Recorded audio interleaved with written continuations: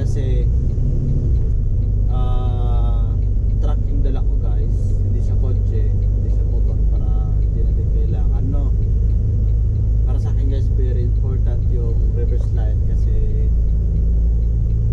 paano malalaman ng sa likod ko na umaatras pala ako, diba? Kaya kailangan ko yung reverse light tsaka backward, may papagawa ngayon. So today guys is Saturday, tapos na naman ang maliligayang araw ng Biyernes, ito yung off. So first day na naman, start na naman ng duty. Yan, balik-bakbakan na naman mga kabayan. Excuse me. Sagot lang siguro to guys. Hindi naman kasi ano yung ano, parang ano lang ba, medyo lang yung ano niya, diferensya ng ano, truck natin. Sinubukan ko rin kanina kasi galaw, kasi ilaw lang. Sinubukan ko tanggalin yung ilaw, nilipat-lipat ko, so gumagana naman. Sabi ko hindi talaga. Yung fuse naman, binuksan ko na rin last day, Huwebes, binuksan ko na rin, wala rin sira yung mga fuse. Yun, may nakapagsabi na baka doon sa reverse switch sa ilalim. Kaya nag-decide ako, dali ko na lang guys sa ano, dali ko na lang sa Iveco service, kasi baka hindi natin kaya, sila nakakaalam. Yeah, libre lang din naman to eh, kasi sila ano lang, warranty. So keep on watching guys. Titignan natin mamaya kung magagawa ba nila, pero di tayo pwede pumasok sa loob, bawal ako sa loob. So maghihintay ako guys sa labas ng service, dun sa nila, waiting area nila. So doon ako maghihintay. Papakita ko rin kung anong problema, kasi papansin ko nga walang backward araw-araw, Huwebes. Papansin ko walang backward, tapos pinasilip ko rin yung ilaw, wala rin pala. So kailangan natin talaga ipagawa guys. Importante to sa mga ganitong malalaking dinadala dyan. Napaka-importante talaga ng reverse light para ma-aware yung mga nasa likod natin na kayo yung maatras. Yun. So kumusta kayo guys? Salamat pala sa mga like nyo dyan. Siyempre, God bless you guys, and ingat tayo lagi sa sa pagdadrive. Para sa akin, sa mga kabayan na katulad ko na driver, guys, ingat lagi, and God bless you. And don't forget to pray always, every morning, every drive, para lagi tayong gabayan ni God. So God bless you guys. Tingnan natin mamaya, kasi malapit na tayo.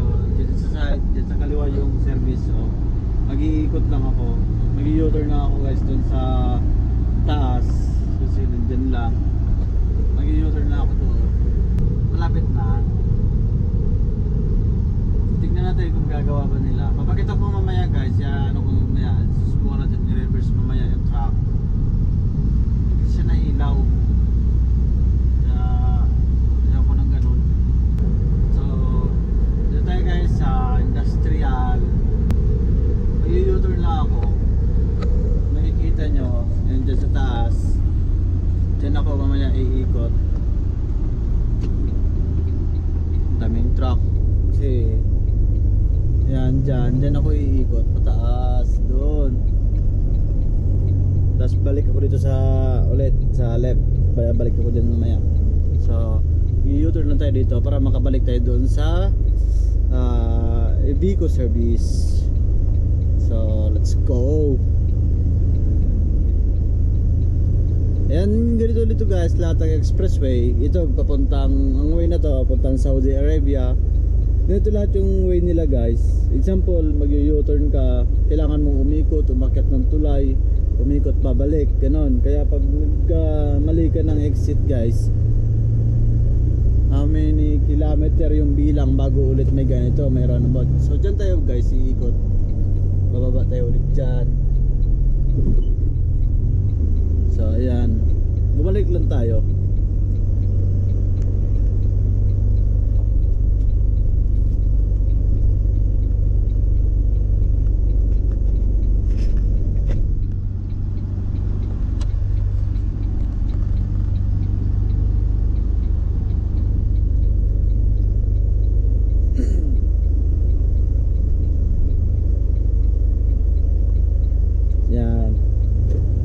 Tapos kakaliwa tayo dyan, kasi pag hindi ka kumaliwa, umikot-ikot lang tayo. So yan, malapit na tayo guys. Sana mabilis lang nila gawin, kasi baka marami akong deliver. Kaya sana saglit lang, malapit na tayo.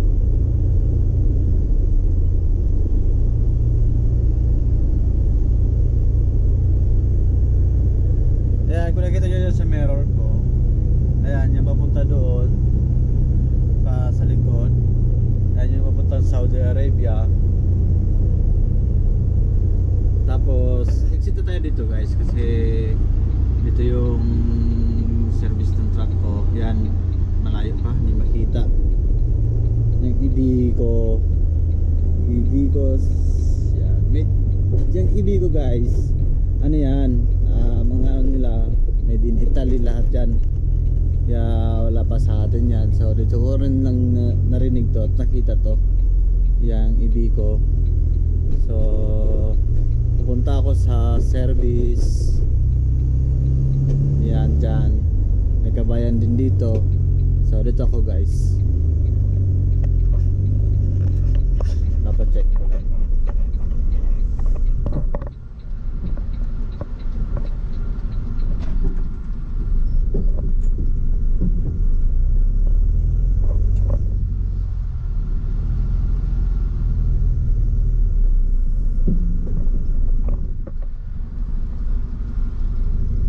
Dito na ako guys. Yan, susubukan ko mag-reverse. Yan, nakikita nyo, naririnig nyo, wala akong back horn. So ayan yung ipapagawa natin. So yan, i-reverse ko lang, naka-handbrake naman. So sisilipin natin yung wait so guys,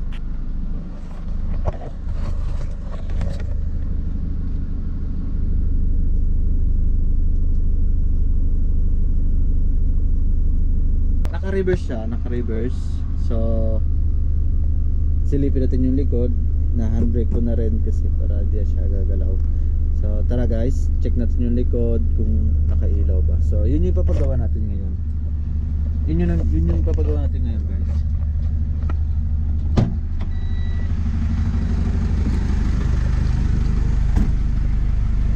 So ayan, wala siyang ilaw. Tapos ito yung back horn, kasi ito yung back horn niya, wala siyang ilaw. So ito. So guys, napagawa natin. Tignan natin kung gagawa ba nila sila. So mamaya guys, babalikan nyo kayo mamaya.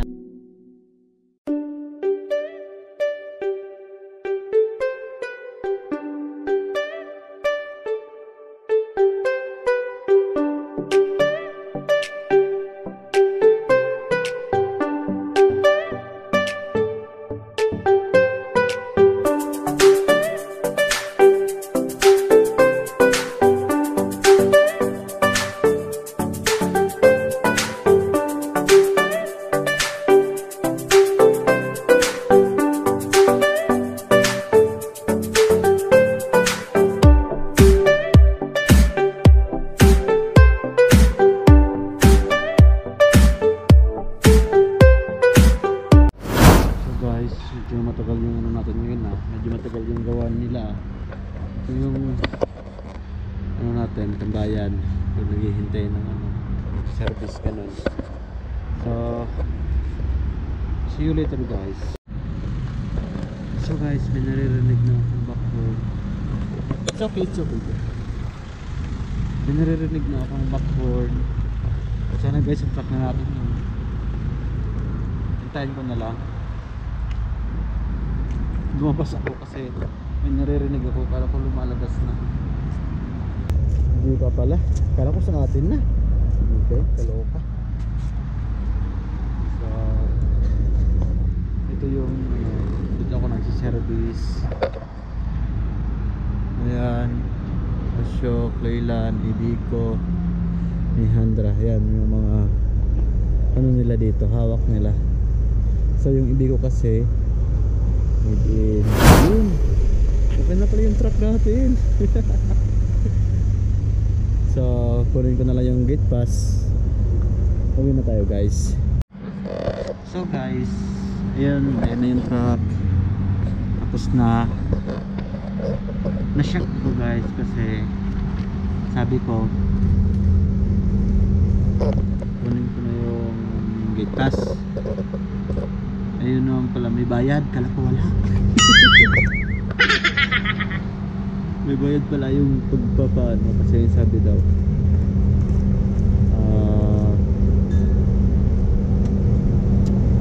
service lang daw yung libre, yung tinsuel, gano'n. Yun na daw yung libre guys.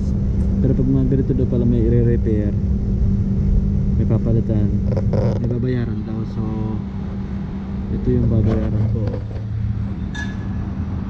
120 real. Ito yung pinalitan. So wala akong nalang pera guys. Tinawagan ko na yung driver. Isa namin driver yung from India. Papunta na siya, dala niya yung pera. So hindi ako makakaalis hanggat hindi ko ito mababayaran syempre. So guys,